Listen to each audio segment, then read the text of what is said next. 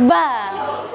Hai, Assalamualaikum dan selamat datang ke M Sekar Edu TV Channel.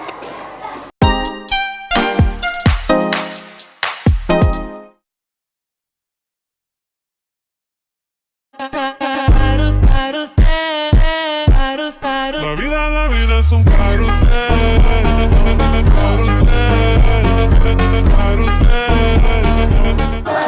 Hari ini sekolah kami mengadakan satu majlis, iaitu majlis sambutan Hari Raya Aidilfitri peringkat SKR. Hari yang penuh kegembiraan ini dimeriahkan dengan pelbagai juadah yang menarik, dengan senyuman yang ceria dan makanan yang sedap, dengan suasana yang sangat meriah. Jom kita saksikan.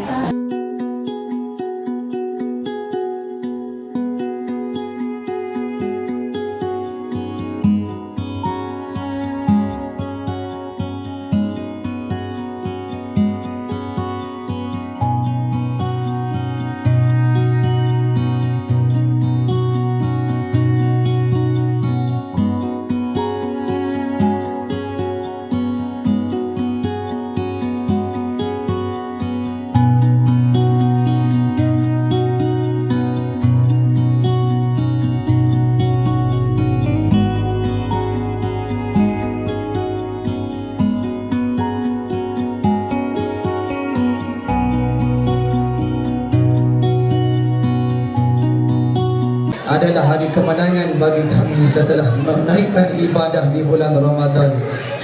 Maka Engkau kurniakanlah kepada kami hati yang bersih, jiwa yang tenang serta amalan yang Engkau terima.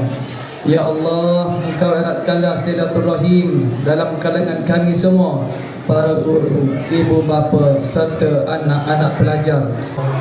Program kita pada pagi ini merupakan satu memori yang terindah bagi kita. Bertuah dan marilah sama-sama kita bersyukur. Tak ada makan ni, tak ada pakaian. Tapi hari ini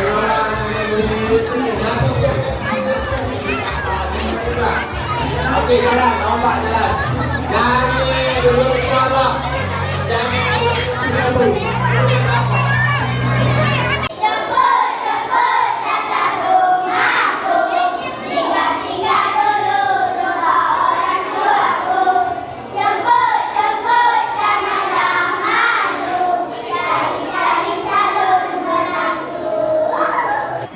Jadi korang dah tahu apa sepanjang majlis kami pada hari ini?